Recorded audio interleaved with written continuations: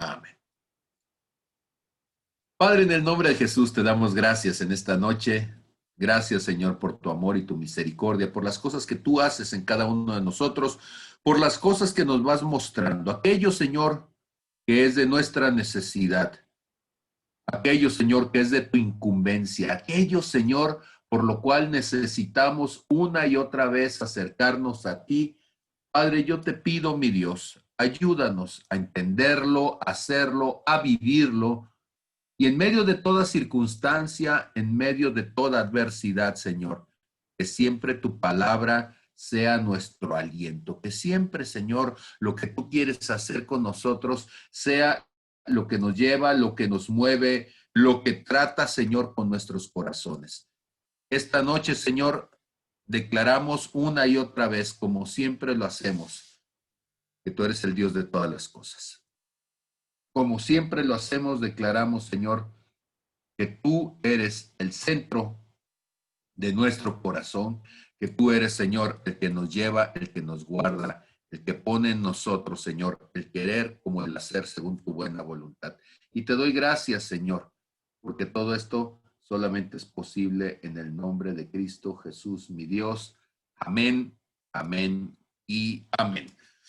Como sucede en muchas otras ocasiones cuando compartimos algo, esta noche la palabra es el eco, es la reminiscencia, es el resultado de lo que Dios ha estado no solamente hablándome a mí, sino a través de la palabra que vamos compartiendo, lo que Dios les ha ido hablando a algunos de ustedes. Yo lo he dicho en muchas ocasiones y lo comparto una vez más en esta noche. Una de las cosas más complicadas en un diálogo es la respuesta. Y van a decir, está medio raro empezar esta noche de esa forma. No, lo que sucede es que el monólogo es un ejercicio muchas veces estéril, porque uno puede hablar y hablar y hablar y jamás saber qué sucedió del otro lado. Pero el diálogo implica al otro. No solamente implica que yo hablé y que dije las cosas de la manera lo más adecuado que está en mi capacidad o limitación decir, sino que el otro las tomó, las reflexionó e hizo un ejercicio que es más difícil todavía, el ejercicio de la generosidad para regresarnos el punto de vista de lo que se está compartiendo y decirnos entonces no solamente si lo que dije era correcto, sino si lo que el otro escuchó y entendió le fue de bendición. Y hay por aquí algunos de esos que siempre me están contestando. No es que yo tenga un interés morboso, entiéndase con eso, a veces les escribo, espero tu opinión, espero tus comentarios, y no es para que digan, wow, Pablo, qué tremendo. No, no, no. Eso no me interesa a estas alturas de mi vida. Espero que mi cuota de ego por la vida ya esté superada, pero lo que realmente me interesa es saber si lo que estoy compartiendo, lo que estoy hablando es de bendición y está haciendo algo en tu vida. El anhelo de un predicador, más que saber si miles te oyen, es saber si hay uno, cuando menos, a quien le sirvió. ¿Sí? Y lo vuelvo a decir, el anhelo de un predicador, más que saber que haya miles que lo oigan, debería ser que haya uno, aunque sea, que le haya servido, que se haya transformado. Y yo sé que el mensaje sirve cuando la gente puede ver más allá del mensajero. El mensaje sirve cuando el mensajero pasa en segundo término y nuestro enfoque profundo y completo se queda alrededor de aquel que envió al mensajero a dar el mensaje. Entonces, si lo que estoy compartiendo lo acerca a Cristo, más allá de la incapacidad del Pablo Cancino, si lo que yo estoy compartiendo le reta y le anima a ser más a la imagen y semejanza de Jesús, entonces creo que estamos logrando lo que nos proponemos en este lugar.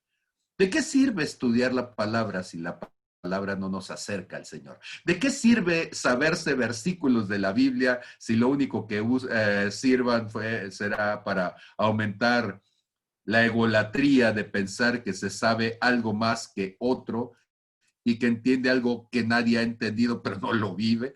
Entonces, por eso para mí es tan importante, Neftalí. Gracias, porque semana a semana de las cosas que comparto, una línea, un pensamiento, una reflexión me llega. Gracias, Berta, porque no te quedas con las palabras, me las compartes. Gracias, Nena Magdalena, porque ella dice, es que a veces son ideas kilométricas. Sí, pero yo predico una hora y lo que ustedes me mandan, cuando lo leo, me da elementos para otra hora y para otra hora más. Sí, el que predica se nutre del comentario, de la respuesta, y les doy las gracias. Gracias, Gaby, también, porque de repente pues nos pasamos, no minutos, nos pasamos horas hablando de lo que Dios está haciendo con la palabra declarada. Entonces, cada uno de ustedes, por supuesto, Mili Perla, que tiene por ahí libretas completas llenas de cosas que dije hace años, y de repente cuando alguna cosa está Dios volviéndome a dar, saca Mili la libreta y dice, sí, ya Dios te había dicho esto en 1900, no sé qué. Yo digo, santo Padre, lo que me he tardado en entender después del punto y coma y los puntos suspensivos, ¿eh? Pero gracias a eso vamos creciendo. Entonces, la sabiduría está en el cuerpo, el punto de equilibrio está en el cuerpo, y eso es algo que el día que yo me muera quiero que se acuerden, ¿sí? Por favor. La única manera en que el cuerpo de Cristo se mantiene en la doctrina, más allá de sana, saludable, fitness, estética y demás, o sea, donde nos mantenemos con el enfoque en Cristo en medio de los tiempos que están siempre en cambio, de la perspectiva dinámica de lo que Dios hace, lo que nos mantiene es precisamente que somos un cuerpo en Cristo. Muy bien, y entonces con esta larga explicación para decirles gracias por estarme recordando la importancia de lo que comparto para su propio proceso de crecimiento.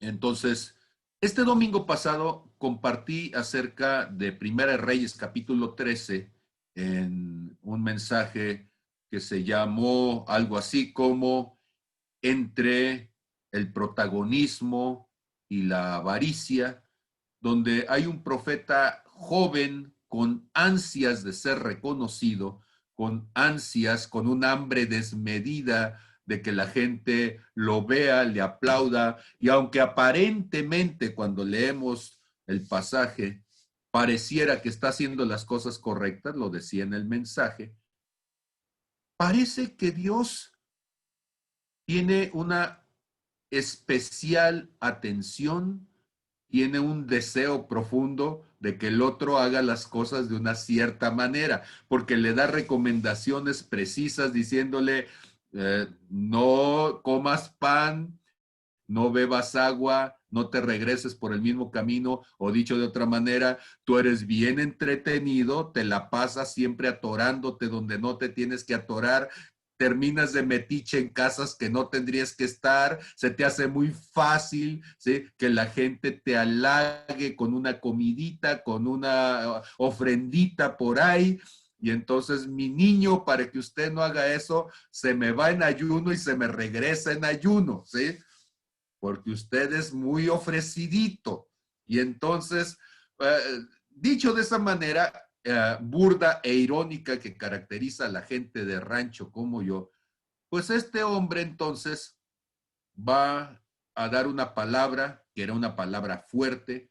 Tenía la fe suficiente para que Dios respaldara lo que había dicho, pero escúcheme, fe y carácter son dos cosas distintas. Porque tener fe en lo que Dios puede hacer no depende de ti, depende de lo que Dios te dijo que hicieras. Y el mensaje que este hombre joven, profeta, iba a dar no era un mensaje de él mismo, era un mensaje de parte de Dios. Y Dios respaldó el mensaje cuando le dijo a Jeroboam que el altar que había levantado en Betel era un altar perverso, que la religión que había levantado era una religión maldita y que Dios se iba a encargar de quebrantar lo que tuviera que quebrantar.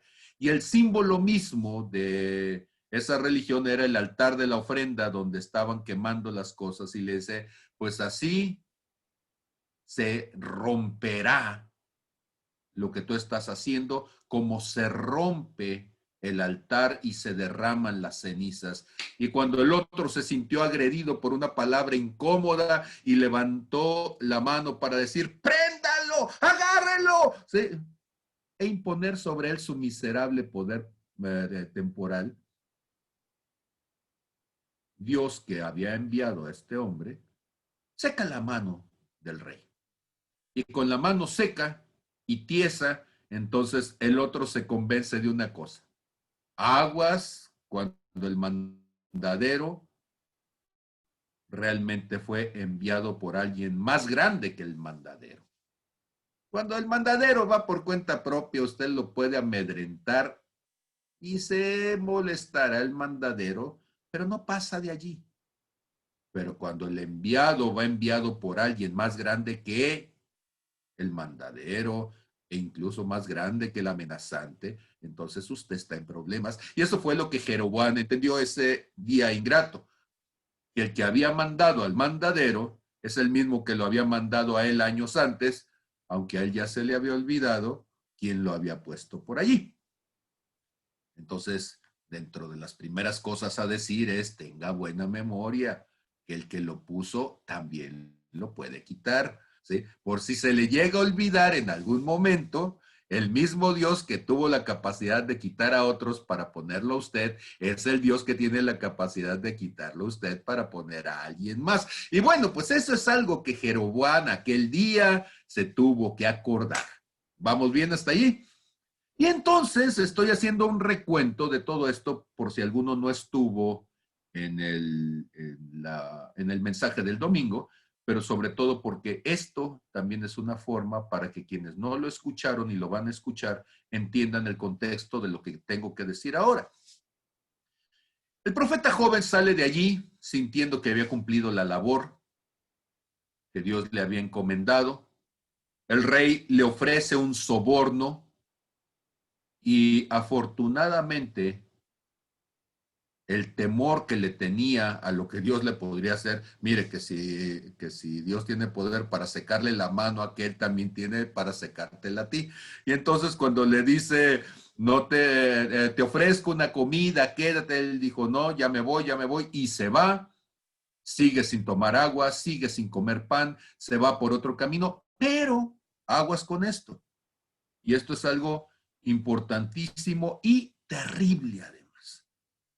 ¿Sí? Si yo lo tuviera aquí físicamente, le diría, por favor, dígame, hay cosas más terribles que los impíos que se oponen a Dios, ¿sí?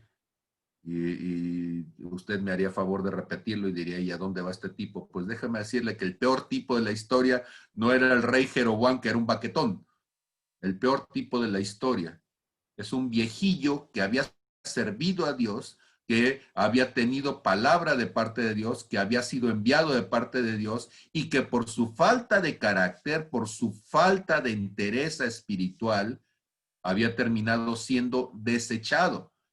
Y entonces a este hombre lo hemos caracterizado como la personificación de la envidia, porque uno es el protagonismo, que era el joven, y el otro es el envidioso, que es el viejo. Pero escúcheme, toda nueva generación busca ser protagonista y toda generación vieja que ya no está en el centro del enfoque manifiesta la envidia hacia lo que está sucediendo. Y tenemos que ser muy equilibrados para no permitir que nuestros tiempos se prolonguen más allá de lo que Dios está haciendo. O sea, hay un momento de ser el profeta joven y protagonista en el protagonismo de Dios, y hay un momento de dejar que nuevas generaciones se levanten y tomen el lugar. Y debe de ser una transición sabia y armónica, debe de ser una transición en entendimiento y con paz, Así como Dios nos llamó a ser el que engendra y el que enamora, también nos llevó a ser el viejito decrépito, pero amoroso, ¿sí? Que cuida al nieto y al bisnieto. Entonces, si usted ya tiene edad de abuelo, no ande queriéndole hacer de picaflor, ¿sí? Y queriendo estar en la edad de ser el león de la manada, cuando a veces nos toca ser ya nada más el abuelito o el que apoya al más joven para que se fortalezca. Bueno, quizás esto alguien lo necesitaba escuchar, no sé. Muy bien, entonces, ¿cuál es la cuestión? Pues que entonces este profeta viejo tiene hambre de volver a estar en el escenario, de volver a estar en el enfoque de otros, de volver a recibir el aplauso, de volver a ser reconocido, y busca entonces la oportunidad de que el joven pues esté con él, que sea su amigo y él poder decir, oh sí, cuando él pasó yo estuve con él. Es más, cenó en mi casa, estuvimos juntos, sí, una vez, yo recuerdo, aquel día, cuando las manos se le secó y él me dijo, yo sí, sí, sí, Dios lo ha hecho así conmigo también, ¿sí? Porque nos gusta decir eso, nos gusta decir, yo también, a mí también Dios me usa, a mí también Dios me habla, a mí también, aunque ese también ya no sea cierto porque Dios ya lo había desechado. Dios tiene que traer un hombre desde lejos para hacer algo que si este viejo hubiera estado haciendo la voluntad de Dios, no hubiera tenido necesidad Dios de mover a alguien kilómetros y traerlo ayunando y traerlo en situaciones de desdicha, porque él lo habría hecho. Entonces, Jeroboam había convertido a Betel, lo había convertido en la competencia espiritual de Jerusalén. Había levantado su propio espacio de adoración, había levantado su propio centro de recaudación de las ofrendas, y el viejillo ahí vivía y nunca fue y le dijo al rey. ¿Sí? En medio de las cosas que estaban sucediendo, guardó silencio cuando era tiempo de hablar, y cuando Dios levanta a otro a que vaya y dé una palabra de reprensión, entonces se quiere colgar de lo que sucedió. ¿Sí? Lo convence de que vaya y cene con él, y el otro, que realmente, ¿cuál era su pecado? Porque hasta ahorita lo que hemos visto es un hombre que está haciendo las cosas aparentemente de la manera correcta, pero ¿cuál es su pecado? Bueno, nos damos cuenta de que este hombre lo que está buscando por el cargo de conciencia que siente es alguien que le venga y le diga que lo que son sus deseos, sus necesidades personales, Dios está de acuerdo con ellas. O sea, él quisiera usar a Dios, pero le da miedo usarlo, aunque en el fondo quiere aprovecharse. Y lo tengo que decir de esta manera más cruda, porque es martes y los martes no hay gas en mi casa y por eso las cosas se comen en crudo en la clase. Y entonces, ¿qué significa la crudeza del día martes para nosotros? Pues significa que hay gente que lo que está buscando es encontrar el versículo correcto, la doctrina correcta, el referente histórico correcto para terminar haciendo de las suyas, ¿sí? Y entonces va a buscar en la historia del cristianismo el machista que diga que las mujeres no pueden, para entonces él decir, ya lo dijo fulano desde el siglo no sé qué, o la doctrina que diga que él puede servirse de la mesa, del altar, como los hijos de aquel hombre Elí, y ponerle el tridente y sacar la mayor parte de lo que está en el canasto, o el servirse de las panderistas, sí, también los hijos de Elí hacían eso, ¿verdad? O el tener su grupito de compinches para que se la pasen alabándolos, buscándoles y cargándoles el maletín, sí, también con los hijos de Eli.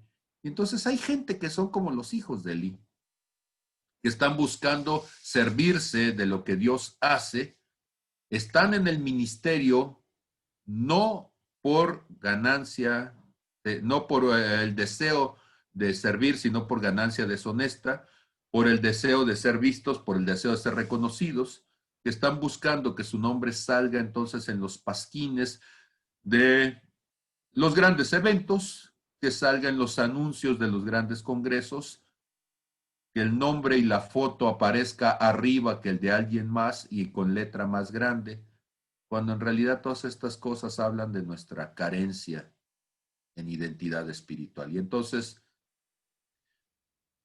pues este hombre estaba esperando quien le dijera lo que él necesitaba escuchar y llega el viejo y le dice, sí, es que un ángel de Dios ya vino, ya me dijo. Y si este es un hombre que escucha la voz de Dios y Dios no le había dicho nada, tendría que dudar. Y yo quisiera aquí aprovechar también para decir así rápidamente en este comercial, aguas con aquellos que dice, así me dijo el Señor. Yo creo profundamente en la palabra profética, yo anhelo la palabra profética. Yo no le tengo miedo a la profecía, pero hay tanto baquetón que se dice profeta, ¿sí? Que son peligrosos. Y también pastores y evangelistas y maestros, por supuesto, ¿verdad? O sea, no es un asunto de un ministerio, sino gente que se sirve de Dios para manipular y entonces gente que dice es que Dios me dijo que me ibas a dar tu carro o que Dios dijo que me ibas a dar tu casa o Dios dijo que me ibas a obedecer ciegamente o Dios dijo lo que fuera que le dé la conveniencia. Y ojo con esto, vivimos en un cristianismo cada vez más eh, lleno de estrategia humana, donde la gente no desarrollamos a otros para ejercer su responsabilidad personal, su libre albedrío, el entender que cada uno de nosotros somos responsables eternamente de lo que Dios nos ha hablado y nos ha dicho. Y eso se ve en pequeñas doctrinas que se han ido filtrando. Por ejemplo, que toda la iglesia está congregada para suplir la necesidad de la visión de un solo iluminado, que es el pastor, y todos los demás giran alrededor, ¿sí? En órbitas satelitales más cercanas o más lejanas, dependiendo de sus finanzas hacia la iglesia, alrededor de lo que el líder que está al frente pudiera necesitar. Y entonces el líder pues no tiene seguramente con qué cargar su maletín y necesita quien se lo cargue y no tiene quien le lave el carro y necesita quien se lo lave. Y entonces vivimos en un evangelio donde ya no hay un señor de señores y rey de reyes, sino que hay caudillos que son reyesuelos y que se han vuelto cada vez más y más eh, reconocidos en una aparente espiritualidad. Y de los tales, dice Pablo a Timoteo, ten cuidado, son tiempos peligrosos, hombres amadores de sí mismos. Ok, entonces, pero no estamos aquí para hablar de esas desgracias, ¿verdad? De eso estábamos hablando el domingo y hoy es martes y tiene razón, ya le dediqué mucho tiempo solamente a decirles en una sinopsis, ¿sí? Muy extendida, qué es lo que estaba compartiendo. Ahora, gracias a los que me mandaron sus comentarios, porque sus comentarios me dijeron que Dios había tratado con ustedes algunas situaciones, gracias a los que me lo dijeron. Y yo esta noche yo quisiera empezar entonces con un versículo del Antiguo Testamento, está en Proverbios capítulo 2, 22, perdón, en el verso 29, es el último versículo del capítulo 22.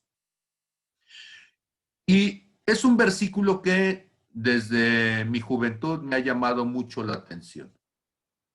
Y se me hace muy curioso porque mi familia no era una familia religiosa, pero mi padre era entendido en cuestiones que yo no sabía que eran espirituales, yo pensaba solamente que eran los buenos consejos de mi papá, pero resulta que cuando me encontré este versículo en la Biblia y coincidía con la forma en que mi padre me hablaba, se convirtió entonces en algo que mi Padre eterno también quería que yo entendiera.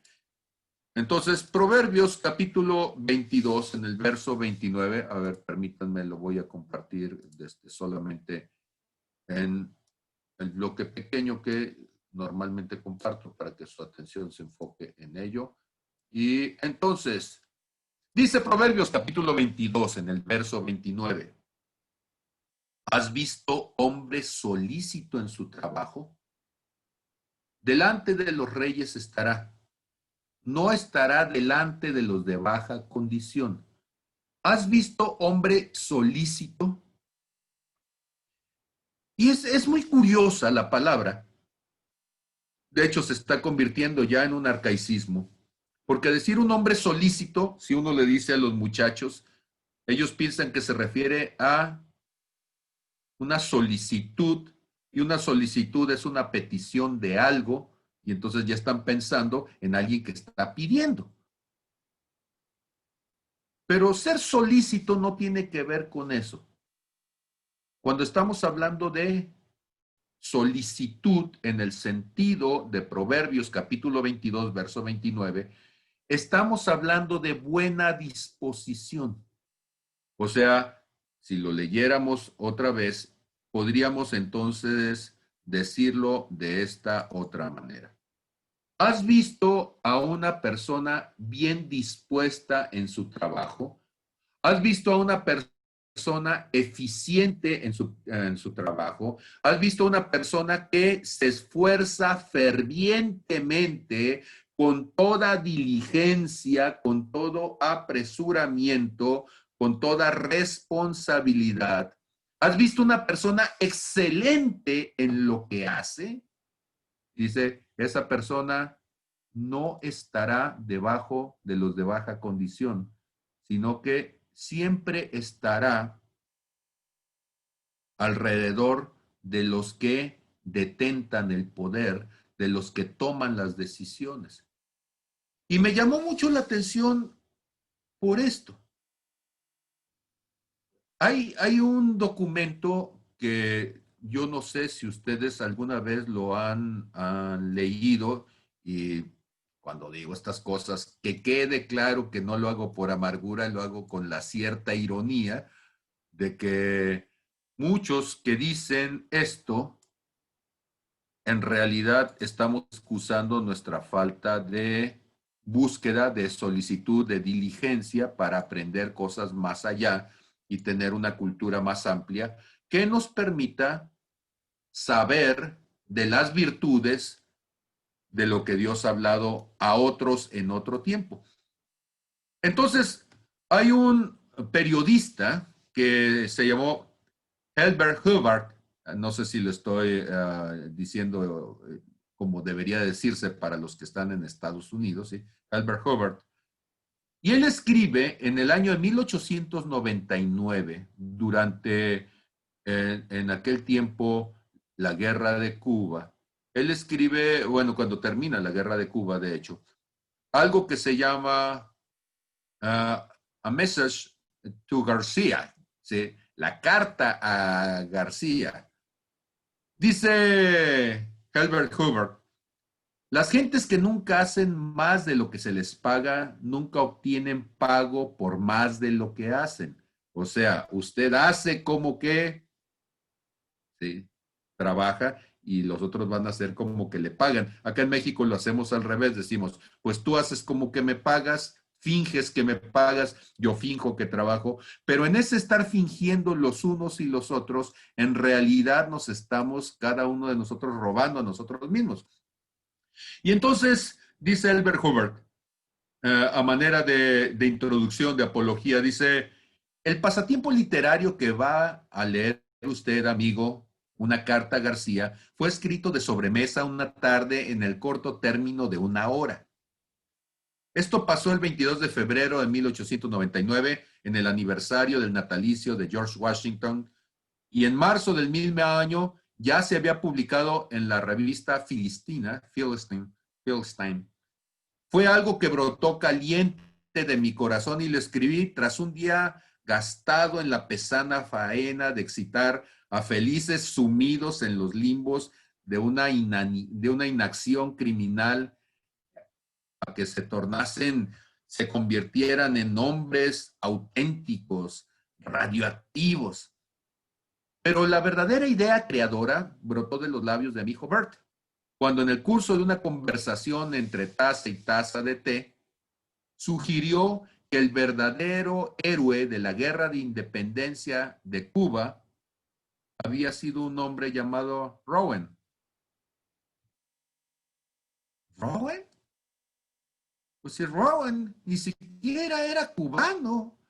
Rowan era un norteamericano que ni siquiera era conocido tampoco, ¿sí? Y dice, sí, dijo mi hijo, porque Rowan fue quien en la hora oportuna, en el momento culminante, llevó a cabo el hecho único necesario de llevarle el mensaje al general García. La frase me hirió como un rayo. Sí, exclamé, el muchacho tiene razón. El héroe es siempre aquel que cumple con su misión, el que lleva la carta a García.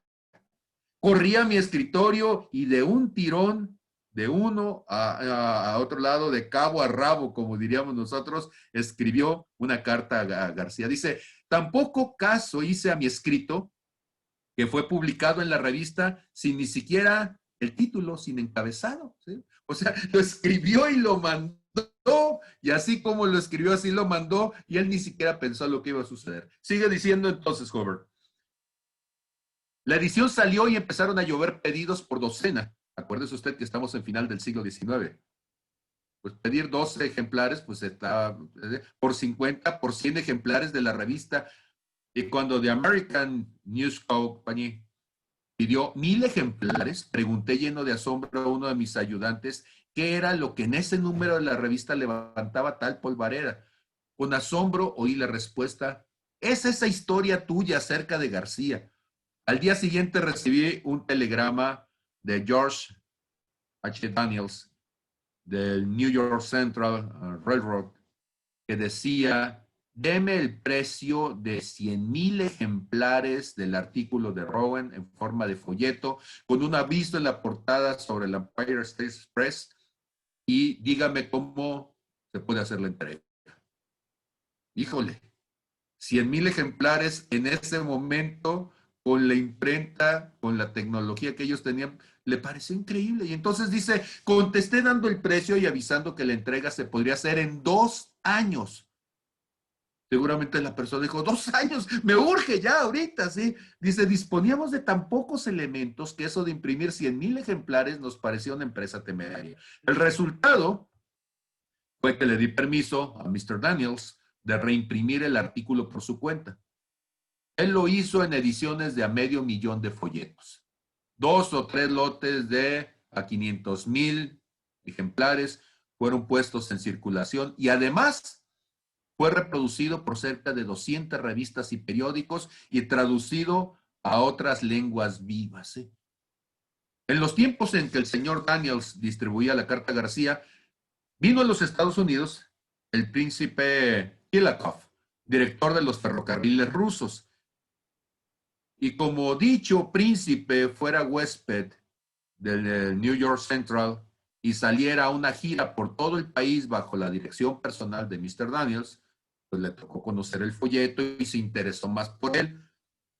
Más quizá por haber sido el señor Daniels quien lo repartía o por la gran cantidad de folletos que vio circular de mano en mano, dice más que por cualquier otra cosa. Lo cierto es que, de vuelta a su país, lo hizo traducir al ruso e hizo repartir, ¿sí?, sendos ejemplares en todos los ferrocarriles del Imperio Ruso.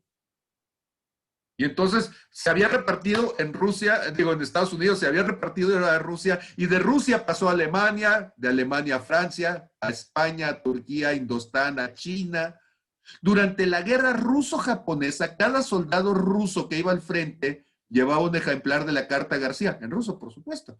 Y al encontrar los japoneses el folleto en poder de todos y cada uno de los prisioneros de guerra, concluyeron pues, que debía de ser algo muy importante, que debía de ser algo excelente, se pusieron a traducirlo y entonces cuando ya lo tuvieron en su idioma, por orden de Mikado, ¿sí?, que fue en el gobierno japonés en la guerra de inicio del siglo XX entre Japón y Rusia, por orden de Mikado fue repartido a cada uno de los empleados del gobierno, militares o civiles, ¿sí? Y entonces dice Hubert, alrededor de 40,000 ejemplares de la Carta García han sido, bueno, cuando él lo escribe esto, a inicios del siglo XX, dice, han sido impresos siendo, 40 millones de ejemplares, siendo esta la mayor circulación de una obra en vida de su autor que se haya logrado en tiempo alguno de la historia. Dice, gracias a esta serie de afortunados incidentes. Bueno, ya con esto, yo la primera vez que empecé a leer esto hace años, me llamó la atención. Dije, bueno, de hecho, si ustedes buscan la historia de Hubbard, resulta que la obra más famosa de él, por supuesto, es esto de Una carta a García. Y Una carta a García, aunque dice el libro, en realidad son unas hojitas. Ok, así comienza la carta a García. Hubo un hombre cuya actuación en la guerra de Cuba culmina un astro en su perihelio. O sea, en toda esta trayectoria de lo que podríamos decir el astro, este evento es el más importante de su vida. Sucedió que cuando hubo estallado la guerra entre España y Estados Unidos, se palpó la necesidad clara de un entendimiento inmediato entre el presidente de los Estados Unidos de América y el general Calixto García. Pero ¿cómo hacerlo? Se hallaba García en esos momentos, quién sabe dónde, en alguna serranía perdida en el interior de la isla de Cuba. Y era precisa su colaboración. Pero ¿cómo hacer llegar a sus manos un telegrama, una carta, un despacho? ¿Qué hacer entonces? Alguien dijo en Estados Unidos de América, conozco un hombre llamado Rowan. Si alguna persona en el mundo es capaz de dar con García, es él, Rowan. Como el sujeto que llevaba por nombre Rowan, dice, le dan la carta, la toma, se la guarda en una bolsa que queda cerrada contra su corazón y entonces desembarca los 4 días en las costas de Cuba, desaparece en la isla, en medio de la selva primitiva, para reaparecer de nuevo 3 semanas después al otro extremo de la isla. ¿Cómo cruzó? No se sabe. ¿Qué hizo? Dice, cruzando un terreno hostil en medio de una guerra y entrega personalmente la carta a García. Dice, de esas cosas son cosas de las cuales no tengo especial interés en narrar aquí. El punto importante sobre el cual quiero llamar la atención es este. McKinley da a Rowan una carta para que la lleve a García. McKinley es el secretario de Estado. Se la da a Rowan, que no es nadie, para que se la lleve al general Calixto García. El mandadero, ojo, por eso les estoy hablando del mandadero. El mensajero toma la carta y no pregunta, ¿en dónde puedo encontrar a García? ¿Dónde estará? Y dice, por Dios vivo, aquí hay un hombre cuya estatura debería ser vaciada en bronce eterno y colocada en cada uno de los colegios del universo, ¿sí? Porque lo que debe enseñársele a los jóvenes no es esto de aquí o eso del más allá, sino vigorizar, templar su ser íntegro para cumplir con un deber, enseñarlos a obrar prontamente, a concentrar sus energías, a hacer las cosas, como diríamos, a llevarle la carta a García. El general Calixto García ya no existe, ya murió, pero hay muchos Garcías en el mundo. ¿Qué desaliento no habrá sentido todo hombre de empresa, todo emprendedor, todo empresario que necesita de la colaboración de muchos? Que no se haya quedado alguna vez estupefacto ante la invisibilidad del común de las personas, ante su abulia, ante su falta de energía para llevar a término la ejecución de un acto, una simple instrucción, y la gente se queda sin saber qué hacer. Descuido culpable, trabajo a medio hacer, desgreño, indiferencia parecen ser la regla general. Y sin embargo, no se puede tener éxito si no se logra por uno u otro medio la colaboración completa de los subalternos, a menos que Dios en su bondad obre un milagro y envíe un ángel iluminador que te ayude. ¿Sí? El lector puede poner a prueba mis palabras, dice Howard. Llame a uno de los muchos empleados que trabajen a sus órdenes y dígale, consulte usted la enciclopedia y hágame el favor de sacar un extracto de la vida de Correggio. ¿Cree usted que su ayudante le dirá, sí, señor, y va a poner manos a la obra? Pues no lo crea. Le lanzará una mirada vaga y le hará una o varias de las siguientes preguntas. ¿Quién es él? ¿En qué enciclopedia lo busco? ¿Está usted seguro de que esto está entre mis deberes? ¿Realmente me toca a mí hacerlo? ¿No será la vida de Bismarck lo que usted necesita? ¿Por qué no podemos sacarlos o a José o a alguien más a que busque eso? Perdón, ¿necesita usted esto con urgencia o lo quiere para otro momento? ¿Sí? ¿Quiere que le traiga el libro para que sea usted mismo el que lo busque allí lo que necesita? O peor todavía, ¿y para qué quiere saber eso usted? Sí. Y apuesto 10 contra uno, dice Hubert, a que después de que usted le haya respondido íntegramente todo el cuestionario anterior y le haya explicado el modo de verificar la información y para qué la necesita usted, el prodigioso ayudante se retirará y buscará a otro empleado para que le ayude a buscar a García y regresará luego a informarle que el tal hombre Corrillo no existió en el mundo. Puede suceder que yo pierda mi apuesta, pero si la ley de los promedios es cierta, no la perderé, ¿sí? O diría uno la ley de Pareto, que el 80-20, ¿sí? El 20% hace el 80% del trabajo, porque el 80% de la gente no hace lo que le toca, ¿sí? Y esa es la naturaleza humana. Y si usted es un hombre cuerdo, no se tomará el trabajo de explicarle a su ayudante que corregio se busca con la C y no con la K, o yo agregaría Correggio, no viene de corregir, se escribe con doble G, y Antonio Correggio es un artista renacentista de italiano. Y bueno, sí, pero entonces ya para qué quiero al otro que vaya y lo busque, porque yo tengo que decirle todo, ¿sí? Dice, y usted se sonreirá y suavemente le dirá, mira, no te preocupes, deja eso, ¿sí? Y usted personalmente buscará lo que necesite averiguar. Y esta incapacidad para la acción independiente, esta incapacidad para entender las cosas, para pensar, esta estupidez moral, esta atrofia de la voluntad, esta mala gana para remover por sí mismos los obstáculos, es lo que retarda el bienestar colectivo de la sociedad. Y si los hombres no obran ni siquiera en su provecho personal, ¿qué harán cuando el beneficio de su esfuerzo sea para todos? Se palpa la necesidad de un capataz armado de un garrote, ¿sí? Está ahí, ándale, ándale, ándale. El temor de ser despedidos el sábado por la tarde es lo único que retiene a muchos trabajadores en su puesto. Pongo un aviso solicitando a alguien que sirva de secretario y de cada 10 aspirantes, 9 no saben ni ortografía ni puntuación. ¿Podrían estas personas, tales personas, llevar la carta a García? En cierta ocasión me decía el jefe de una gran fábrica, ¿ve usted ese contador que está allí? Lo veo. ¿Y qué? Dice, es un gran contador. Pero si lo envío a la parte alta de la ciudad con cualquier objeto, puede que desempeñe la misión correctamente, pero también puede ser que en su viaje se detenga en 4 cantinas y que al llegar a la calle principal de la ciudad haya olvidado absolutamente a qué iba. ¿Podría confiársele a una persona semejante un asunto tan importante como llevar la carta a García? Y me quedé pensando en el profeta joven con esto, ¿verdad? ¿Por qué le tienes que decir a alguien, no te detengas, no te pongas a tomar ni a comer? Ha de haber sido cosita especial el muchacho.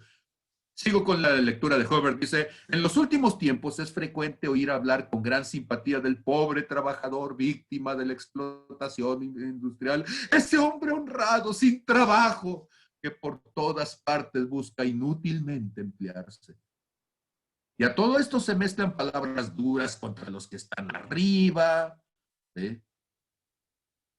Y nada se dice del jefe de industria, del emprendedor, que envejece prematuramente luchando en vano por enseñar a ejecutar a otros un trabajo que ni quieren aprender ni les importa, ni de su larga y paciente lucha con colaboradores que no colaboran y que solo esperan verlo, volver la espalda, distraerse un poco para comenzar a malgastar el tiempo. En todo almacén, en toda fábrica, hay una continua renovación de empleados. El jefe despide, ¿sí?, a cada instante a individuos que son incapaces de impulsar su industria y llama a otros a ocupar sus puestos. Y esta escogencia, esta necesidad de estar tomando gente y desechando y volviendo a contratar no cesa en tiempo alguno, ni en los buenos ni en los malos, con la sola diferencia de que cuando hay escasez de trabajo, la selección de trabajo y de trabajadores se tiene que hacer mucho mejor. Pero en todo tiempo y siempre el incapaz termina siendo despedido. Y entonces se dice, la ley de la supervivencia de los mejores se impone.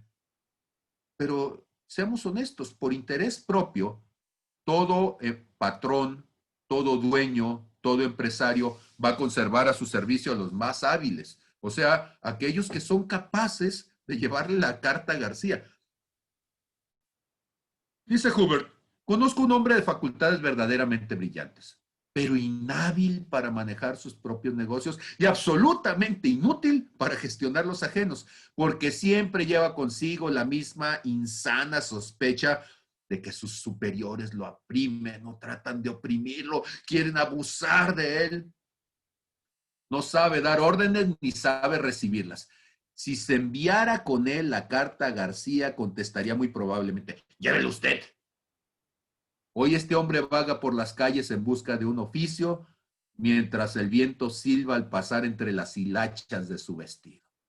Nadie que lo conozca se atreve a emplearlo por ser él un sembrador de discordias, un pleitista, amargado y frustrado. No le entra la razón y solo sería sensible a la patada, al taconazo de una bota número 45 y de doble suela.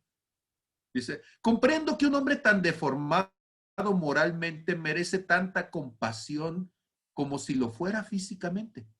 Pero al compadecerlo, recordemos también a aquellos que luchan por sacar triunfantes un negocio, un proyecto, una empresa, sin que sus horas de trabajo estén limitadas por el pitido de la fábrica o por el horario del reloj checador, y cuyo cabello se torna prematuramente blanco en la lucha tenaz por conservar sus puestos, a individuos de indiferencia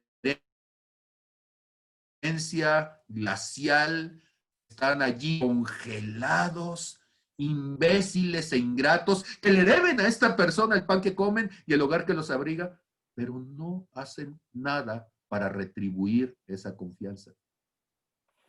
Dice Hobart, ¿habré exagerado demasiado? Puede ser. Pero cuando todo el mundo habla de los trabajadores así, sin distinción alguna, quiero tener una frase de simpatía para el hombre que logra el esfuerzo, para el emprendedor, aquel que luchando contra todos los obstáculos dirige los esfuerzos de los otros y cuando ha triunfado, solo obtiene por recompensa, si acaso, pan y abrigo. Yo también he trabajado a jornal y me he hecho la comida con mis propias manos. He sido patrón, he sido empresario y puedo juzgar por experiencia propia y sé que hay mucho que decir de una parte o de la otra. Ahora, entendamos, la pobreza no da excelencia por sí misma. La pobreza no hace virtuosa a la gente por sufrirla. Los harapos no son recomendación. No todos los patrones son duros y rapaces y ladrones, ni todos los pobres son virtuosos. Mi corazón está con aquellos obreros que trabajan lo mismo cuando el capataz está presente que cuando está ausente. Y el hombre que se hace cargo de una carta para García y la lleva tranquilamente sin hacer preguntas idiotas y sin la intención perversa de tirarla en la primera alcantarilla que se encuentre al paso y sin otro objetivo que llevarla a su destino, a ese hombre, a esa persona, jamás se le despedirá de su trabajo, ni tendrá jamás que entrar en huelga para obtener un aumento de salario. Como decía hace un momento, Proverbios 22-29, ¿has visto hombre solícito en su trabajo? Delante de los reyes estará, no de los de baja condición. ¿Sí? La civilización, dice Hubert, es una lucha prolongada en busca de tales individuos. Lo voy a volver a decir. La civilización es una lucha prolongada en busca de tales individuos. Todo lo que en un hombre de esta clase pida, lo tendrá. todo lo que se necesita en todas partes, en las ciudades, en los pueblos, en las aldeas, en las oficinas, en las fábricas, en los almacenes, todo. ¿Sí? El mundo está pidiendo a gritos este tipo de personas. El mundo siempre está esperando, ansioso, el advenimiento de personas capaces de cumplir con una responsabilidad que se les asigne, de llevarle la carta a García. El mundo va a conferir sus mejores premios, tanto en honores como en dinero, a personas que tengan esta calidad. Iniciativa. ¿Pero qué es la iniciativa? Dice Hubert, puedo definirla en pocas palabras. Hacer lo que se debe de hacer, hacerlo bien y sin que nadie te esté fiscalizando, sin que nadie te esté mandando. A quien hace una cosa bien hecha, sin que nadie se le ordene, ¿sí? Ese es el primer lugar. A ese le va a seguir la persona que lo hace bien cuando se le ha ordenado una sola vez. O sea, es obediente, sí, pero le falta la iniciativa, le va a ver la necesidad. ¿Por qué tendríamos que decirle a la gente, levanta el papel cuando el papel está allí delante de nosotros? ¿Sí? Y entonces, a los que hay que decirles, levanta el papel, pues podría decir uno, es obediente, tiene buena actitud. ¿Sí? Y pueden llevar la carta a García, ¿sí? Pero ellos están en segundo lugar detrás de los que lo hacen por la simple convicción de lo que hay que hacer. Dice, ahora, aunque estos reciban honores por su obediencia, su pago no guarda la misma proporción. Luego vendrán aquellos que obran solo cuando se les ha dado la orden por 2 veces, pero ya no reciben honores y solo tienen un pago más pequeño. Se encuentran después los que hacen una cosa bien hecha, pero solo cuando la necesidad los aguijonea, cuando les estás insistiendo, cuando los estás presionando. En vez de honores reciben la indiferencia y se les paga una miseria. Estos tales emplean la mayor parte de su tiempo refiriendo historias de su mala suerte, culpando a otros, victimizándose. Todavía en una escala inferior están aquellos que no hacen nada bien hecho. Aun cuando hay algún compañero que se los enseña a hacer y permanezca a su lado para cerciorarse de que lo están haciendo.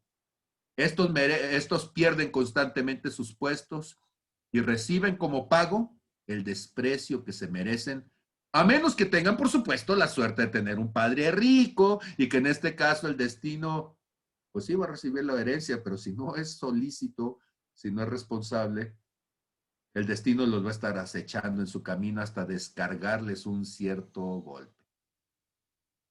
¿A qué clase pertenece cada uno de ustedes? ¿De cuál de todos estos es? El director general o jefe de policía de Buenos Aires ha querido dar, según leemos en la prensa de aquella gran metrópoli, nos dice Hubert, una lección educativa a sus subordinados para establecer las condiciones que a su juicio constituyen el verdadero mérito para lograr un ascenso. ¿Cuál es el verdadero mérito? Porque yo tengo un montón de años aquí, ya me toca. Eso dice mucha gente y sobre todo en nuestro país. Ya me toca porque ya me hice viejo en este lugar. Y dice el director general de la policía de Buenos Aires en aquellos años, sobre los años de servicio se pone encima las aptitudes.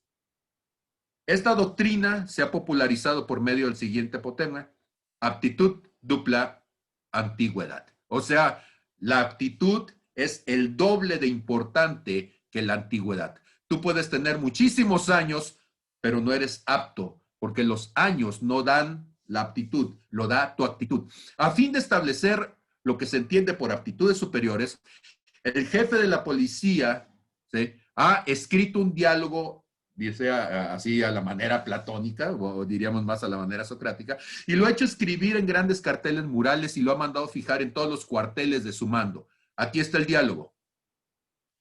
Imagínense ustedes esta escena. Y esta escena ocurre en una de las grandes casas comerciales. Un empleado pide autorización para presentar una queja al director general. Y llega, señor director, necesito hablar con usted. El día de ayer fue nombrado el empleado X para ocupar la vacante que Z ha dejado. Y X es 16 años más joven que yo. El director lo interrumpe y le dice, oiga, ¿podría averiguar qué ruido es ese que está allá afuera? ¿Sí? No, no nos deja platicar. Por favor, vaya y averigüe qué suena allí. El empleado sale a la calle y regresa diciendo, son unos carros. Le pregunta el gerente, ¿y qué llevaban los carros? Sale el empleado, regresa y después le dice, unas bolsas. Ah, lleva unas bolsas. ¿Y qué contienen las bolsas? El otro empleado vuelve a ir a la calle, regresa diciendo, no sé qué tienen las bolsas. Bueno, ¿a dónde van? Cuarta vez que sale y regresa y dice, van hacia el este de la ciudad, ¿sí? El director general manda llamar al joven X que había ocupado el puesto recién, a que habían contratado, y le dice, joven, ¿cuál es la causa de ese ruido que está allí? No, no nos deja platicar. El empleado X sale, regresa 5 minutos después y le empieza a decir, son 4 carros cargados con bolsas de azúcar que forman parte de las 15 toneladas que la casa A está remitiendo a Mendoza. Esta mañana pasaron los mismos carros con igual carga, se dirigen a la estación Catalinas, van consignados para... y el director dice, ya. Y voltea con el que estaba quejándose y le dice, ya me entendió usted, porque a usted no lo contraté y al otro sí. Escúchenme, yo sé que van a decir que esto es mundano, ojalá lo entendieran en el cuerpo de Cristo. Ojalá pudiéramos entender cómo Dios tiene un problema tremendo y no es una carta García. A veces es una carta, como dice Apocalipsis capítulo 1, ¿sí? Escribe al ángel de las iglesias. Y Dios te da un mensaje, y ay de los profetas, Señor. Porque en lugar de llevar la carta adecuada, meten su propia carta. En lugar de poner las palabras de Dios, ponen sus propias palabras. En lugar de suplir la necesidad que Dios tiene, están buscando hacer, porque no tienen la buena disposición. Dijimos Proverbios capítulo 22, verso 29. Vuelvo a compartir mi pantalla. Y dice, ¿has visto hombres solícitos en su trabajo? ¿Has visto personas bien dispuestas en lo que hacen? ¿Has visto personas con la actitud correcta delante de los reyes? Y fíjense qué cosa tan curiosa, porque Jesús es el Señor de señores y el Rey de reyes. Y la gente dice, es que yo quiero estar en el ministerio. ¿Qué debo de hacer para estar en el ministerio? ¿Sabe qué debe ser? Tenga actitud, por favor. Aprenda a hacer las cosas bien, hágalas completas. No le eche de su cosecha. No manipule con el puesto. No se aproveche de la autoridad que Dios le ha dado, etcétera, etcétera, etcétera. Todo lo que estuvimos diciendo de este profeta joven y baquetón que se aprovecha de una condición a la que fue enviado de parte de Dios. Noten ustedes que es bien curioso, porque cuando nosotros revisamos Efesios capítulo 4, verso 3, desde el verso anterior, bueno, desde el verso 1, capítulo 4, verso 1, el apóstol Pablo ya está preso en ese momento. Lo tienen en Roma y Pablo no saldrá de allí más que muerto. Eso lo sabemos históricamente. Y el apóstol Pablo entonces les dice, yo pues, preso en el Señor, les ruego que anden como es digno de la vocación con que fueron llamados. Lo que les está diciendo, no sean baquetones, no sean aprovechados, no sean irresponsables, no sean abusivos, anden con toda humildad, ¿sí? Porque se sienten mucho, con toda mansedumbre, porque ya nadie les puede decir nada. Y el apóstol les está diciendo, ustedes se les ha olvidado quién les llamó y para qué les llamó. Se están convirtiendo en protagonistas cuando en realidad solamente son colaboradores, sumergos, los que se suman al trabajo de otro. Y dice, soportándose con paciencia los unos a los otros en el amor, porque nos hemos vuelto intolerantes al otro, porque nos enojamos y nos dicen lo que no nos gusta, porque si alguien te dice, oye, bájale, ¿sí? Y decimos, ¿qué? Respeta mi ministerio, respeta mi llamado, no te metas en mi proceso. Fíjese usted lo que dice el verso 3. Y ahí viene la palabra solícitos. Y solícito viene de solicitud. Bien dispuestos, acomedidos, con el deseo de, solícitos en guardar la unidad del espíritu en el vínculo de la paz. O sea, siempre dispuestos a buscar la unidad y no la discusión. Siempre dispuestos a ver lo bueno y no lo malo. Siempre dispuestos a pensar lo mejor del otro y no lo peor. Siempre dispuestos a buscar el acuerdo y no la discordia. Siempre dispuesto a dejarte guiar por el espíritu y no por el chamuco. ¿Me estoy explicando? Un cuerpo y un espíritu, como también fueron llamados en una misma esperanza de su vocación, un Señor, no un montón, una fe, aunque pensamos distintos, una sola fe, un solo bautizo, o sea, todos fuimos pasados por las aguas por el Señor, un solo Dios y Padre de todos, el cual es sobre todos y por todos y en todos, o dicho de otra manera, al que le estás hablando y con el que te estás quejando, es tu hermano en Cristo. ¿Piensas diferente de él? Sí, los hermanos somos diferentes aunque nacimos en la misma familia.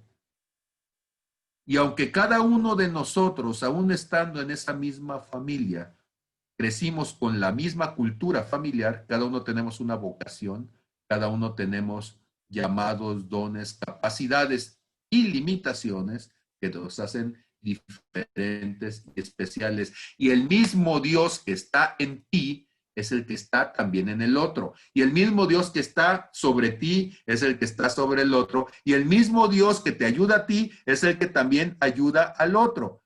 ¿Cómo van conmigo en todo esto? ¿Sí? A ver, déjenme ver sus caras, a ver si todavía alguno sobrevive mientras escondí la cara por la Biblia. Todavía, ¿cuántos me quedan? 18, muy bien. Entonces, significa que están sobreviviendo, eso es bueno, ¿sí? Solícito viene de una palabra bien curiosa, y la palabra solícito en el griego es la palabra, déjenme ver, los diptongos siempre se me hacen difíciles, spodazo se dice, spodazo. Pero spodazo viene de la palabra spoda, que es de donde viene la palabra espada.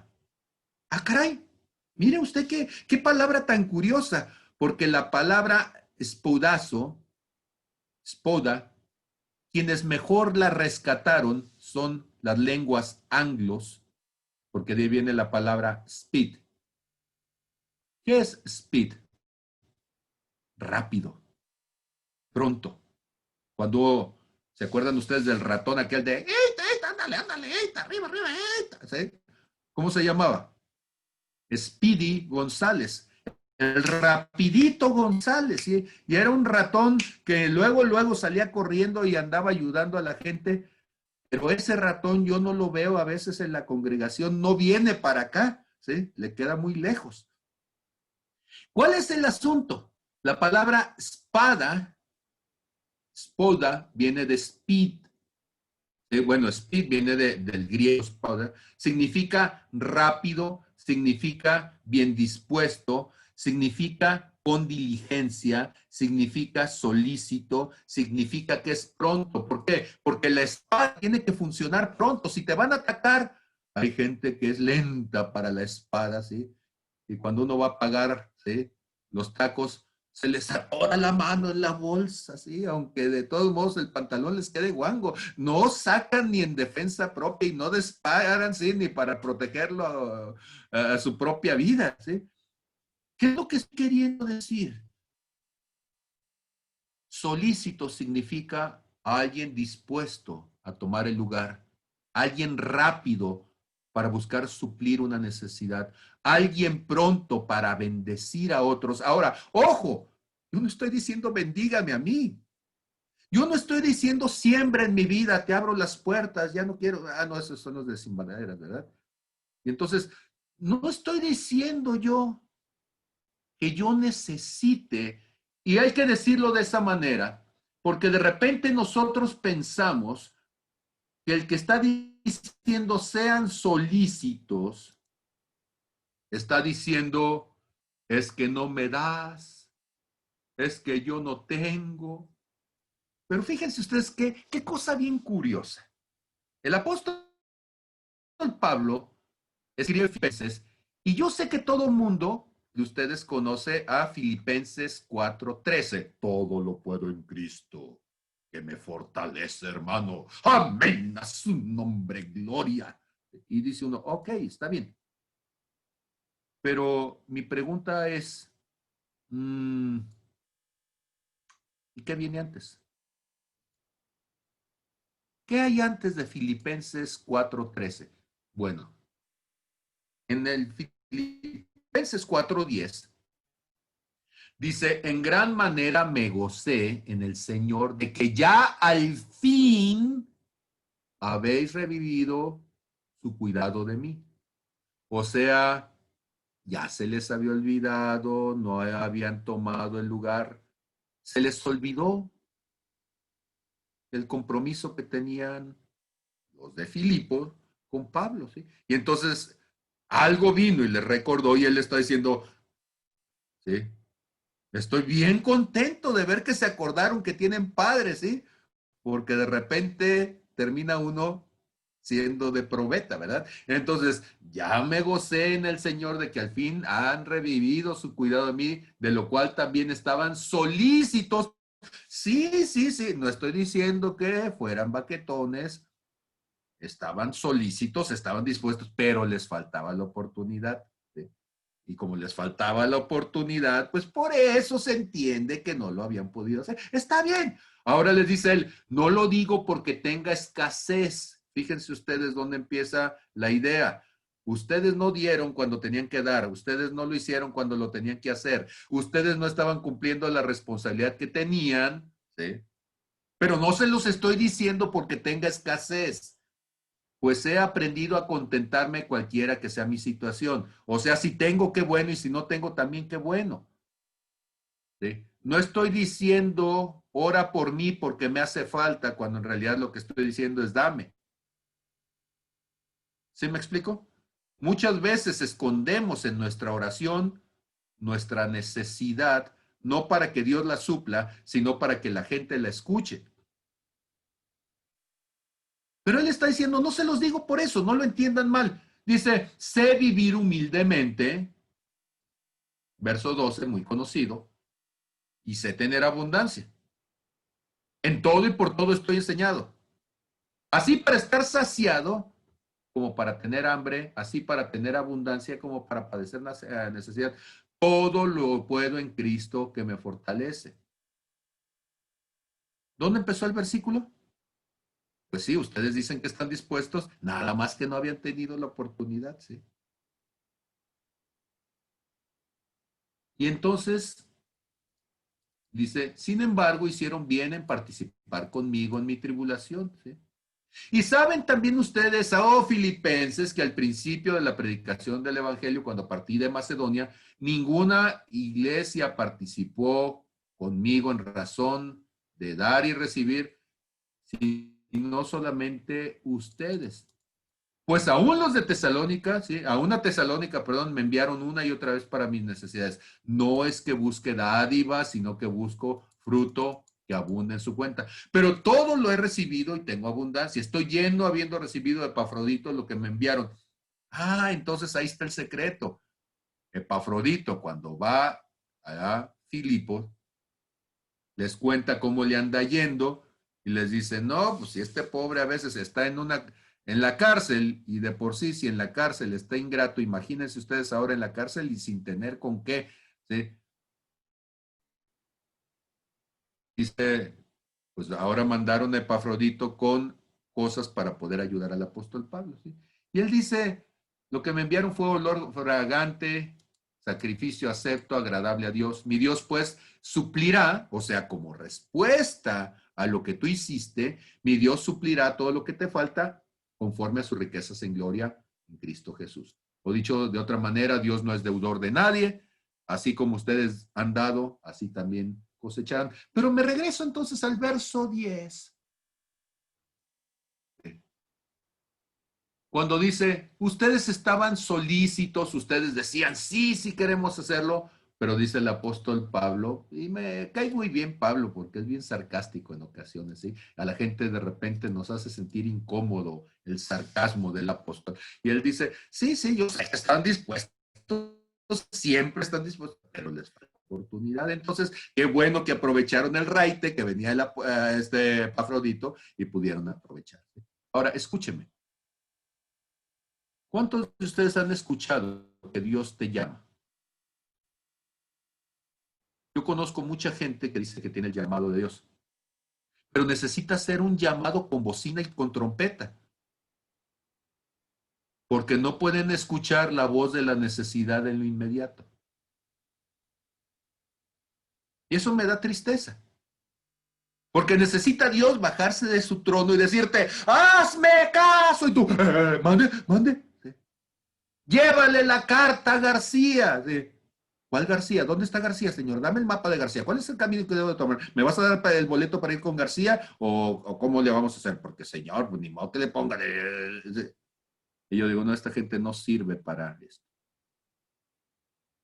Una de las cosas que más me pesa de lo que ha sucedido con la pandemia no es toda la situación de adversidad, sino que no podemos tener nuestras actividades en la forma primitiva y rudimentaria que en Redime las hacemos. O sea, no pudimos ir a un campamento en un lugar incómodo donde no haya baños para tener que poner los baños y que no haya cosas puestas para tenerlas que poner. Porque hace años gente me ha dicho, oye, ¿y por qué no vamos a un lugar donde está, pues mira, ya estás viejo? Déjeme decirle, estoy viejo, pero no estoy inútil, ¿sí? De veras. Y entre más viejo esté, seguramente más especialito me voy a hacer, porque tengo que enseñar a las nuevas generaciones. Y si Dios en su misericordia me deja una pata porque la vida me cortó la otra, pues con una sola pata y con una muleta voy a andar cargando el baño para decirle al chamaco que tenga las dos piernas y tú con dos piernas no puedes hacerlo, fíjate en el viejo que sí lo puede hacer. ¿Por qué? Porque hemos convertido el servicio de Dios en una alfombra roja, en un desfile de modas en el escenario. Lo hemos convertido en un culto a la imagen y no hay en realidad nada de mérito por ser el mandadero que lleva el alimento. Somos solamente, lo decía este domingo, el Uber Eats, con todo y que esto sea propaganda. Pero ¿quién soy yo si no solamente alguien que tiene que leer horas y preguntarle a Dios durante horas para decirles a ustedes lo que quizá Dios ya les está diciendo, pero necesito decirlo en un lenguaje claro y coloquial? Alguien una vez me estaba diciendo hace unas semanas, es que cada vez estás hablando más como el pueblo y hasta se oye mal. Y le digo, si supieras que mi lenguaje lo he tenido que ir reduciendo a los términos que tú entiendes, criaturita. Porque cuando te hablo en la forma más técnica posible, tú dices, es que no le entiendo eso que me está diciendo y ese es el motivo de tu desobediencia. Entonces, me estás obligando a hablar, ¿sí?, en arrabales para que entonces me entiendas, porque de otra manera no entiendes que eres baquetón, que eres perezoso, que eres desobligado y otros términos que en la sinonimia grande del español podríamos usar, pero que suenan grotescos dentro del interior del cuerpo de Cristo. Y entonces, ¿cuál es la cuestión? La cuestión está de que conforme me voy haciendo viejo, y así como lo decía el apóstol Pablo, ¿sí?, pues ya estoy en mis prisiones. Él estaba encerrado y les soy honesto, cada vez siento menos fuerzas y más urgencia. Cada vez mi día se hace más pequeño. No puedo trabajar como trabajaba anteriormente, 20 horas al día y dormir 3, 4. Ahora ya tengo que dormir en la noche unas horas y en la tarde después de comer, de repente el cuerpo ya no puede y me tengo que quedar dormido y duermo 2, 3 horas.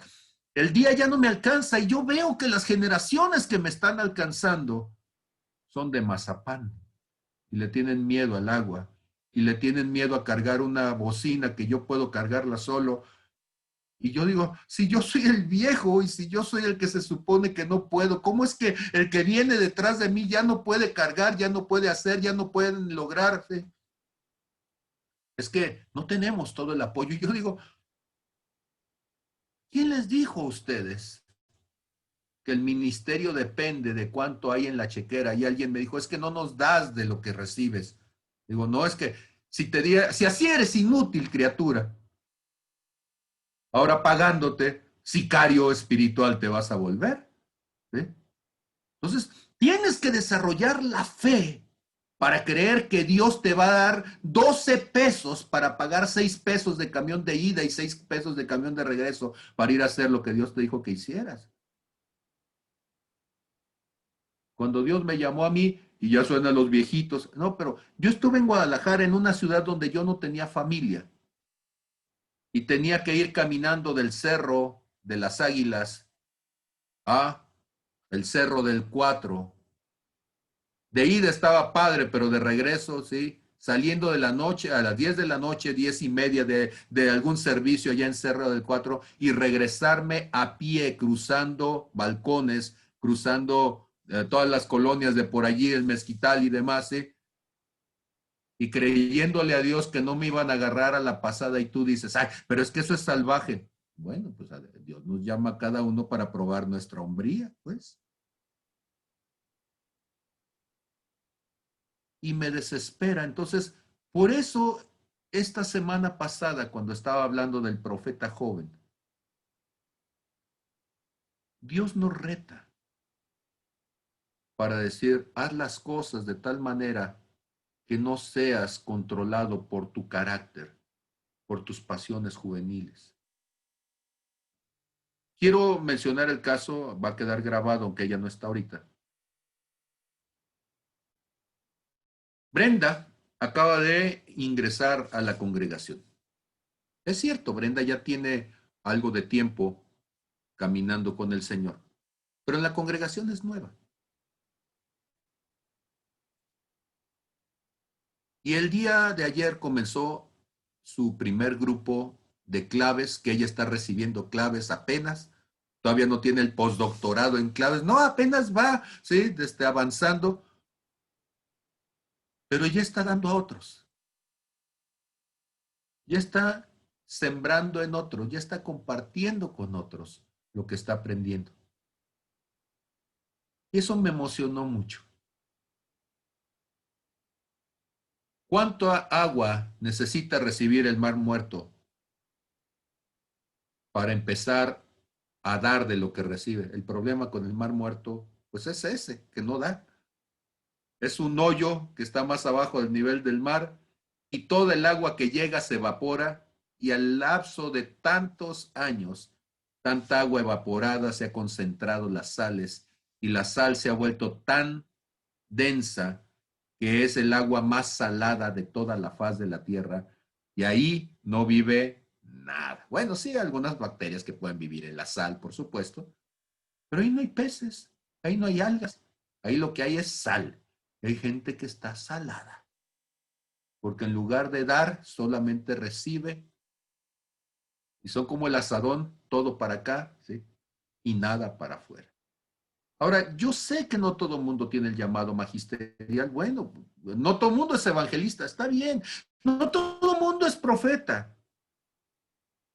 Pero créame, y lo hice antes de empezar la clase, revisé el palo de mi escoba para saber si decía hay algún requisito. Solamente personas con revelación pueden barrer. Y no, es un humilde palo de escoba que cualquier persona lo puede tomar.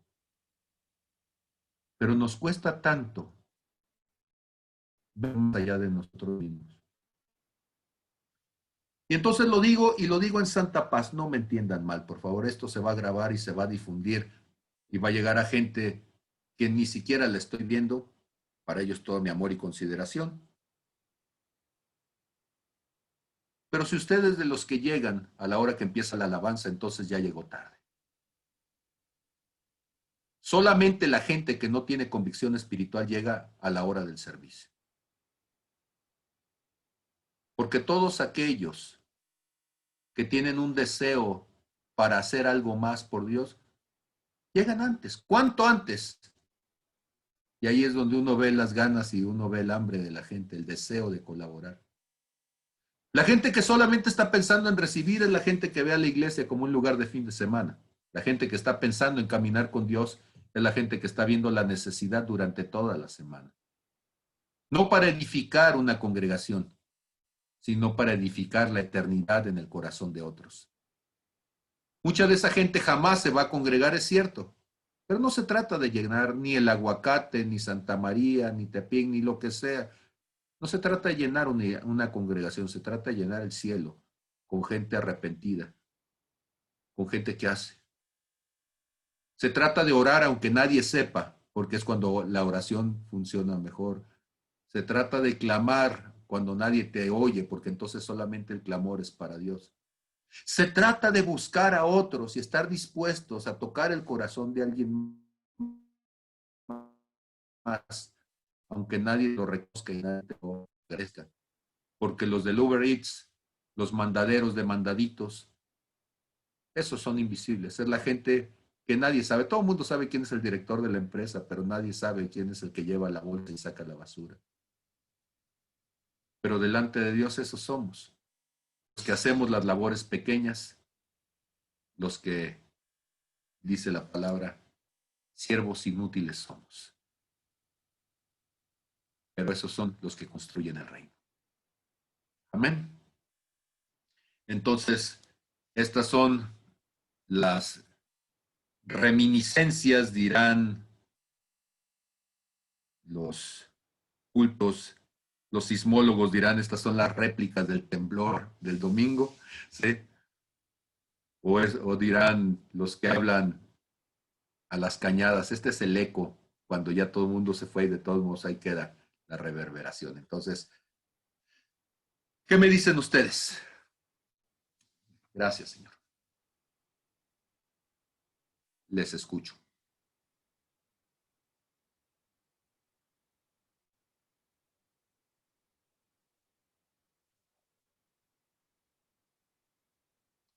Voy a poner pausa. Pon pausa, Carlitos. ¿Sí? Y aguanten un poquito. Muy bien, estamos de regreso rapidísimo en esta breve pausa obligada. Pastor Neftali, te escuchamos. Buenas noches, qué gusto saludarlos. Ya tenía algunos martes que no había podido estar, pero siempre los escucho y los veo. La verdad que esa carta, García, me dejó verdaderamente mucha enseñanza. Es interesante, dando una revisada y que fue escrita en 1899, ya pues 200, ¿verdad? Menos, y sí está bastante profunda, pero es interesante que la Biblia fue escrita mucho antes y este versículo que nos leía hablando de ser lícitos en trabajo, ya tiene tiempo que yo creo que, yo quiero decir que es Dios, porque primero lo dice la Biblia, y segundo es hombre, Elbert Howard, creo que entendió muy el mensaje de la propiedad.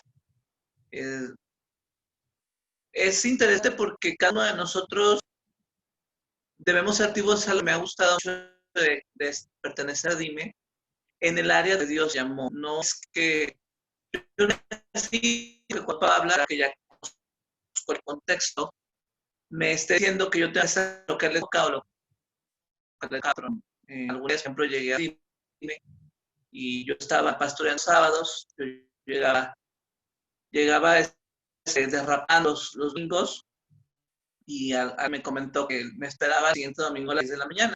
Y yo le dije, pues que me toca sábado y yo llego a mi casa a 12 de la noche y a ti te toca venir el domingo a las 6 de la mañana. Le dije, pero cada uno haciendo lo que Dios le iba a hacer. La persona no lo entendió, pero en realidad es sí, cada uno de nosotros llamado a una acción específica y creo que lleva a cabo de la manera mejor, con más excelencia. Recuerdo mucho en mis primeros años de cristianismo a Lino López, hablaba mucho de sus cosas, se llamaban Necesito darte más. Y él siempre hablaba sobre excelencia en el servicio a Dios, en la adoración. Y él decía que la excelencia es lo mejor que tú tienes para dar. Yo no creo tener el nivel de intelectualidad, de conocimiento que tiene Pablo. No tengo el nivel eh, en cuanto a la manera de enseñar, su nivel su idiosincrasia es diferente a la mía. Pero yo lo que a mí me toca y creo que en ese sentido hemos hecho un buen equipo porque cada uno hace lo que le toca y ha sido una bendición para los dos. Aunque la verdad también esta enseñanza me da mucho porque también hay veces hago lo que toca y que sé que me toca y le doy vuelta, ¿no? Y creo que no frente a mí, sino vi varios rostros reflexivos y eso da mucho gusto. Muchas gracias.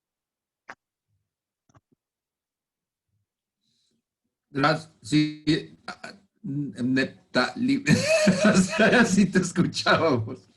Se cortaba mucho, pero entendimos la parte donde decías, des.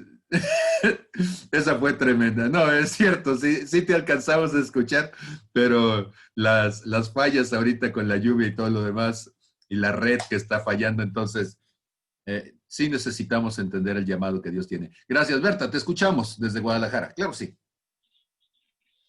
Sí, pues parte compartir o confirmar lo que ya había compartido contigo,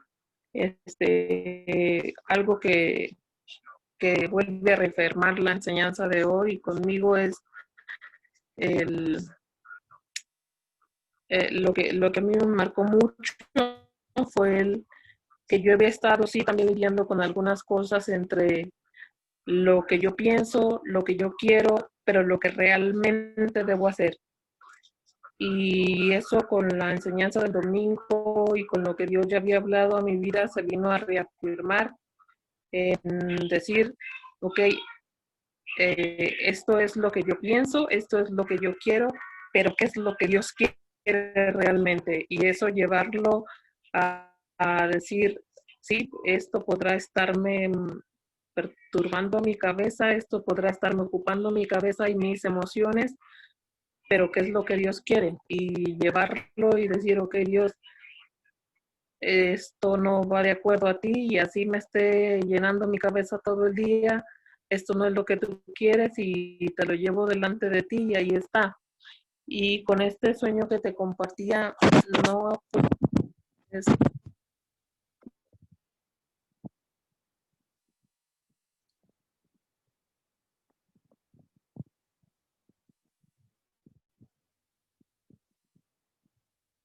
Ya, ya no estamos escuchando, Creo que está tapando la bocina. ya no escuchamos.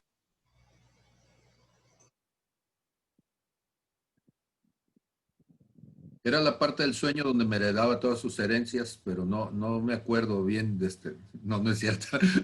No, Berta, no te escuchamos. Se nos fue. Ya se te fue la señal y ya no te escuchamos. Pero Si bueno, quitas el video y dejas el la siguiente. audio, escucha mejor. a ver, ¿ya me escuchan? Ahora sí.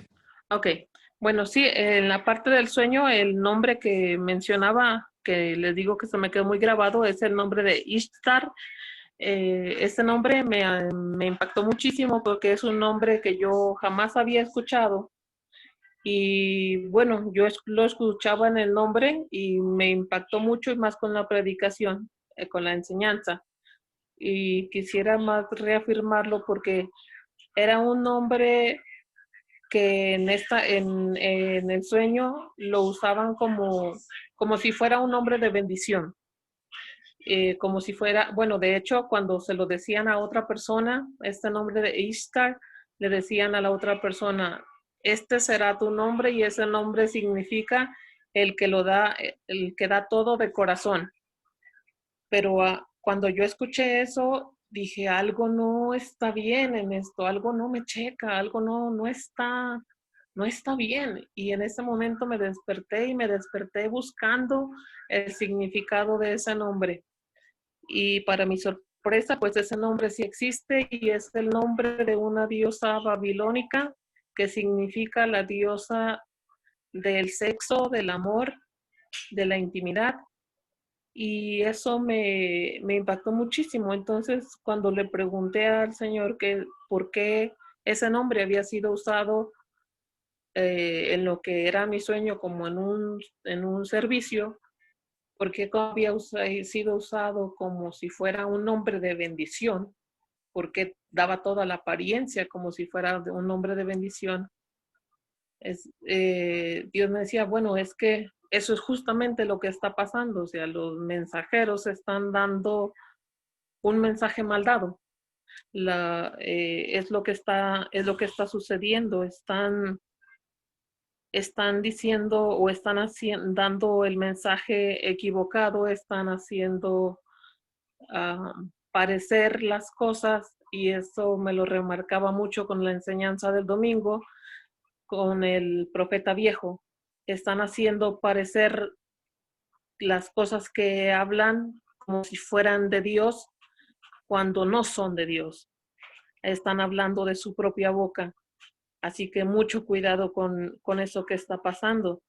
Y para mí fue una reafirmación y una sacudida muy fuerte esto, y el tener que estar atentos, buscando, como decías ahorita, Pablo, el no mezclar nosotros nuestras emociones, nuestro nada, sino que cuando el dueño de la empresa nos da el mensaje, ya sea en el ministerio que sea, no, no transgiversarlo, no buscarlo, no hacer preguntas, porque muchas veces en el ministerio que sea, cuando Dios nos dice, vas a hablar de esto, a veces queremos preguntar, ¿y por qué, Señor? ¿Y para qué? ¿O por qué? ¿O qué hay en la vida de esta persona? ¿O qué?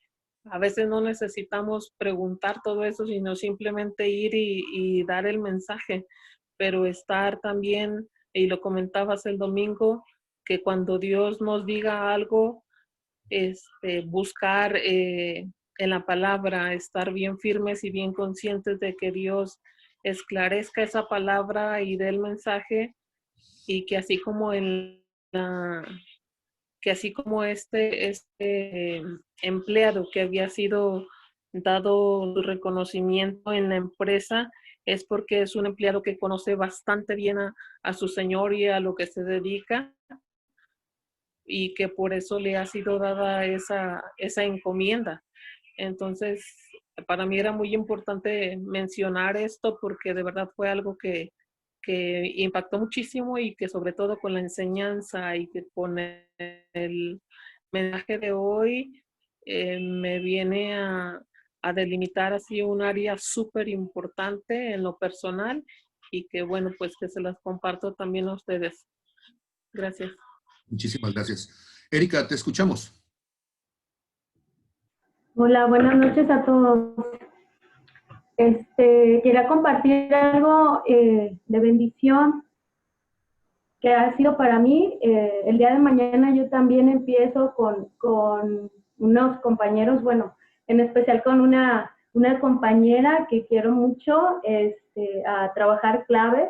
He estado llevando con ella un proceso y pues me da mucha alegría que cuando platiqué con ella respecto a esto, me dijo, sí, ¿cuándo empezamos? Le dije, pues mañana empezamos. Entonces, las cosas se han estado dando, yo sé que Dios ha estado obrando demasiado en mi vida, como veo que obra en la vida de todos, ¿verdad?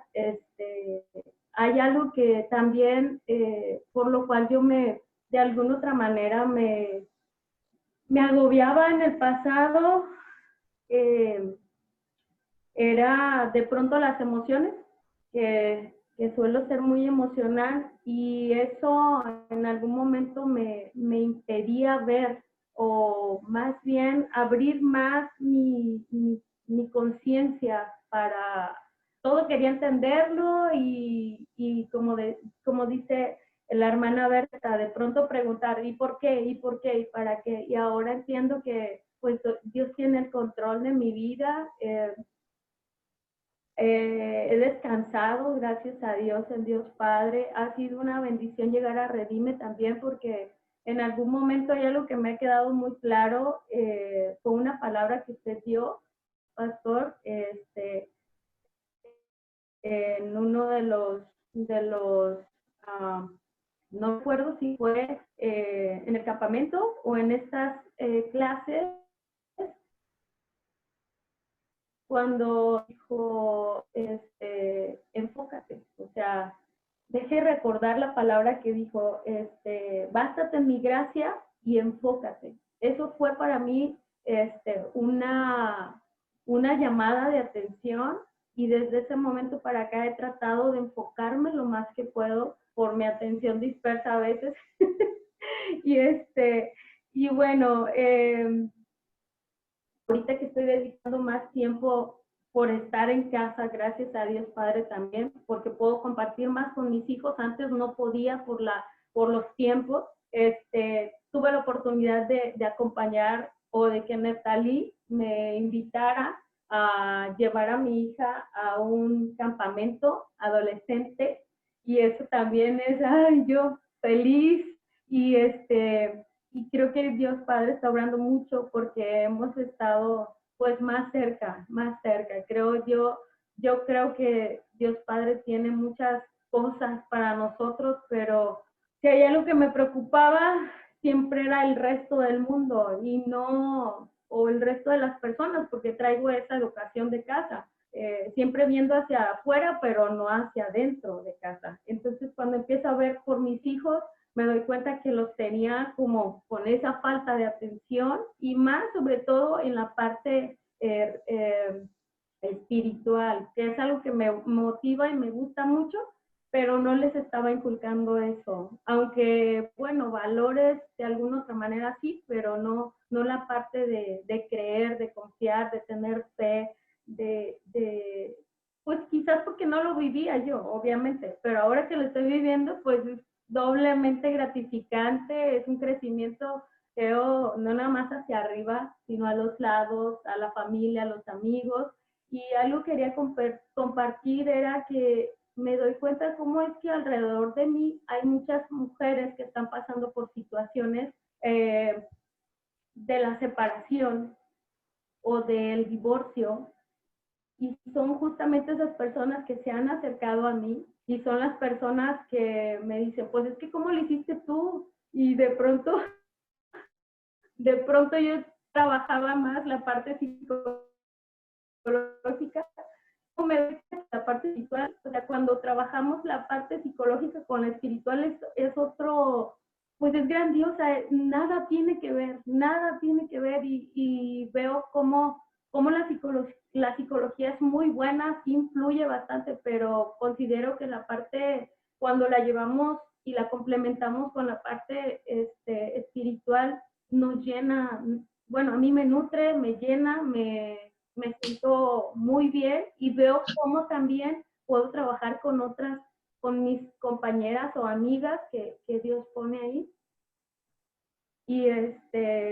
Y bueno, pues eso quería compartir también, que hubo un llamado para una persona con la cual no he ido, hay algo que puso Dios en mi corazón, no he ido a hacer eso. Y ahorita que desde el domingo para acá he estado quebrándome la cabeza, bueno, más bien no quebrándomela, sino digo, ¿por qué no me enfoco? ¿Qué pasó? ¿Dónde está? Bástate en mi gracia, ¿dónde está? Y ahorita que volví a decir, pues lo puse así con letras grandes, que lo primero que tengo que hacer es empezar a trabajar en eso para ir a ver a esa persona. Y gracias. Amén. A veces no nos damos cuenta de que la respuesta que la otra persona está pidiendo, Dios la puso en nuestras manos. La palabra que el otro está necesitando, Dios la puso en tu corazón. Y nosotros estamos preocupados en qué va a decir la persona cuando le digamos, cuando quizá la preocupación sea cuando la persona nos reclame por decir, ¿por qué nunca me dijiste? Cuando tú lo sabías, ¿sí? Quiero terminar la clase de hoy, ¿sí?, con un último versículo para que se vayan calientitos a dormir. ¿Sí? Y el versículo se encuentra Salmo capítulo 78. Es un salmo que hay que leerlo completo. Pero yo quisiera que vieran ustedes así rápidamente algunas cosas, ¿sí? Aunque me gustaría, si hubiéramos tenido el tiempo, quizá algún otro día lo veamos desde el verso 1 en adelante, me voy a parar en el verso 31, para que vean ustedes la actitud de lo que Dios está diciendo, porque aquí aparece otra vez la palabra solicitud, ¿sí? Dice, cuando vino sobre ellos el furor de Dios, se hizo morir a los más robustos de ellos y derribó a los escogidos de Israel. Con todo esto pecaron aún y no dieron crédito a sus maravillas. Por tanto, consumió sus días en vanidad y sus años en tribulación. Si los hacía morir, entonces buscaban a Dios, entonces se volvían solícitos y indispuestos, rapidito en busca suya, y se acordaban de que Dios era su refugio y el Dios Altísimo en su Redentor. Y eso es terrible. Como si no es en la adversidad, hay gente que no busca. Y busca no porque quiere encontrarse con Dios, sino busca porque lo que quiere es salir del apuro, salir de la necesidad. Pero en cuanto salen del apuro, vuelven otra vez a las andadas. Solicitud no es, escúchenme, no es el acto, es la actitud. Porque la gente dice, rapidito, no, pues mire, si le estuvieran poniendo una calentada, rapidito va y lo hace. Se agarran un garrote y le están sonando rapidito, se mueve. Si toman de esas chicharras eléctricas con las que mueven el ganado y le dan 2, 3, a mí una vez un amigo, amablemente para que entendiera lo que significaba, me dio con una de esas que tenían en su casa y entendía a las pobres vacas cuando mugen desesperadas, ¿sí? Porque suena chistoso, pero duele horrible. Y si Dios trajera una de esas picanas eléctricas para convencernos, seguramente con toda solicitud diríamos, ahí voy, Erika, en un ratitito, ¿sí? Y uno rapidito saldría corriendo, pero no se trata de eso. El Señor no quiere hacerlo por eso, Él quiere hacerlo por el motivo distinto, y el motivo es que nosotros entendamos el privilegio de ser colaboradores con Él. Que tengamos el gozo de ver una vida transformada a partir de compartirle lo que Dios ha puesto ya en tu corazón, que podamos sentirnos contentos, felices, gozosos de ver cómo un matrimonio se restaura, una relación entre padres e hijos se afirma, cómo los miedos se van, los traumas se logran superar, cómo las cosas que parecían imposibles de la mano de Dios se vuelven posibles. Y eso no se trata de llenar una iglesia, eso se trata de llenar vidas, de llenar corazones. Amén. A eso fuimos llamados, a eso nos está invitando el Señor. Somos colaboradores. Disfrutemos entonces el privilegio de poder colaborar. Y lo que Dios quiera hacer con nosotros, que sea Él el que lo haga, en santa paz. Amén. Pues les agradezco muchísimo la atención y la oportunidad de poder estar entonces platicando juntos, y que Dios les guarde abundantemente. Nos vemos el domingo a las 7 de la mañana.